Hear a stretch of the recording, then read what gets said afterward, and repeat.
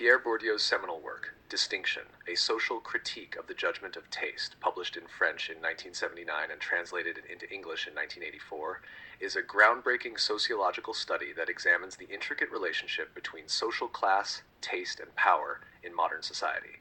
In this text, Bourdieu dissects the ways in which cultural consumption, what we eat, wear, watch, and listen to, serves as a form of social stratification and reproduces existing power structures. His insights challenge traditional notions of taste as inherently individual or universal, and argue that preferences in art, music, and lifestyle are deeply tied to one's position within the social hierarchy. Theoretical framework. At the heart of Bourdieu's argument is the concept of habitus, a system of dispositions shaped by an individual's social background. Habitus influences how individuals perceive and interact with the world, including their tastes and preferences. Bourdieu posits that habitus is neither fixed nor entirely individual, but is shaped by one's social environment and upbringing, which in turn reflects their access to economic, cultural, and social capital. Bourdieu's theory rests on three main forms of capital. 1. Economic capital refers to financial resources and assets. 2. Cultural capital includes knowledge, education, skills, and tastes acquired through upbringing and education. Social capital encompasses networks and social connections. In Distinction, Bourdieu emphasizes the role of cultural capital in perpetuating social inequalities.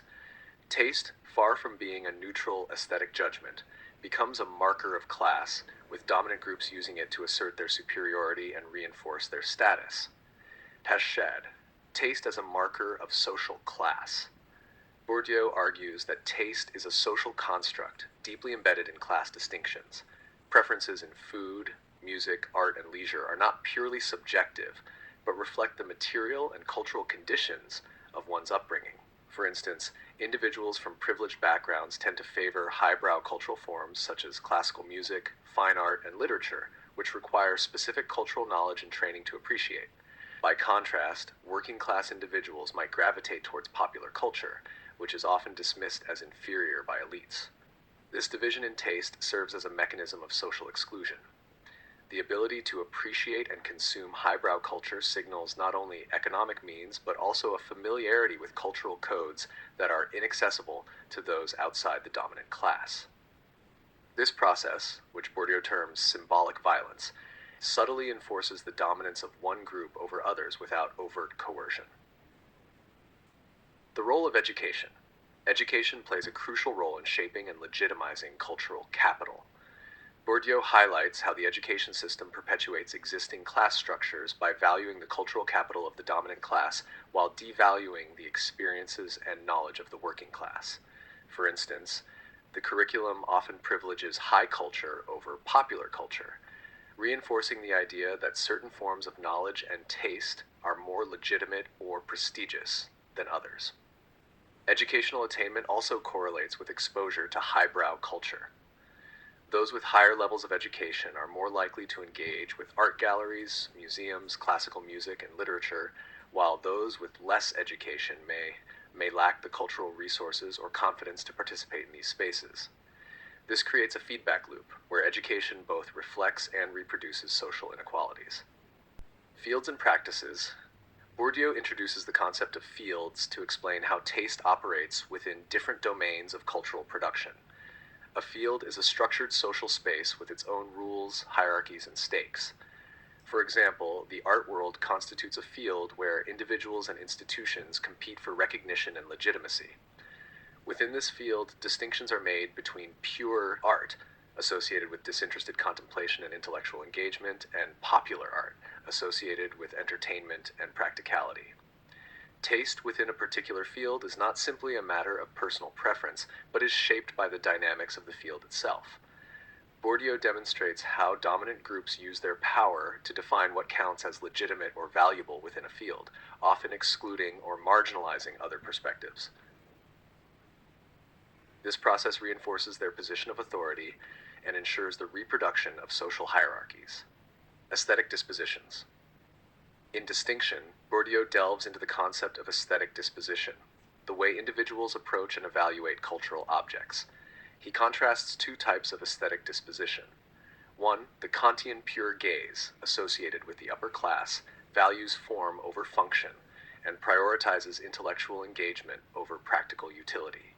For example, this disposition might lead one to appreciate a modern art piece for its abstract qualities rather than its representational content. 2. The popular aesthetic associated with the working class emphasizes function, emotional resonance, and accessibility. This approach might prioritize the narrative or practical aspects of an artwork over its formal qualities. Bourdieu argues that the pure gaze is often presented as the correct way to engage with art, marginalizing other forms of appreciation and reinforcing class distinctions. This reflects a broader trend in which dominant groups impose their values and tastes on society, legitimizing their cultural preferences while devaluing those of others. Social reproduction and distinction. One of the central arguments in distinction is that cultural consumption serves as a means of social reproduction. By cultivating specific tastes and preferences, dominant groups not only assert their distinction from lower classes, but also pass on their advantages to the next generation. For example, children from wealthy families are often exposed to highbrow culture from an early age, giving them a head start in acquiring the cultural capital valued by educational institutions and employers. This process is not confined to the realm of culture, but extends to lifestyle choices, such as clothing, dining habits, and leisure activities. The consumption of luxury goods, for instance, signals wealth and exclusivity, while certain hobbies, e.g., attending the opera or playing polo, are associated with elite status. These practices create visible markers of distinction that reinforce social boundaries and limit upward mobility. Critique of universalism. Bourdieu challenges the notion of universal taste, which suggests that certain cultural forms are inherently superior or more valuable than others. He argues that this idea is a myth perpetuated by dominant groups to legitimize their preferences and exclude others. What is often presented as universal is, in fact, a reflection of the social and historical conditions of the dominant class. For example, the canonization of certain works of art or literature as classics reflects the values and interests of those in power, rather than any intrinsic qualities of the works themselves. This perspective undermines the idea of objective aesthetic value and highlights the role of power and politics in shaping cultural hierarchies. Relevance and criticism. Bourdieu's analysis remains highly relevant in contemporary discussions of cultural consumption and social inequality. His insights shed light on phenomena such as the commercialization of culture, the rise of lifestyle branding, and the persistence of class-based disparities in education and cultural access. The book also provides a valuable framework for understanding how power operates in subtle and symbolic ways, shaping not only material conditions but also perceptions and aspirations. However, distinction has also faced criticism. Some scholars argue that Bourdieu's analysis is overly deterministic, leaving little room for individual agency or resistance.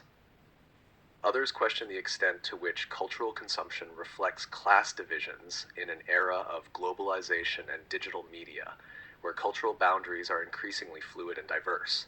Nevertheless, Bourdieu's emphasis on the interplay between culture, power, and social structure remains a cornerstone of sociological theory. Pierre Bourdieu's Distinction, a social critique of the judgment of taste, offers a profound and nuanced critique of the ways in which cultural practices serve to reproduce social hierarchies. By examining the role of taste, education, and cultural capital in maintaining class distinctions, Bourdieu challenges conventional ideas about culture and aesthetics, revealing their deep entanglement with power and inequality.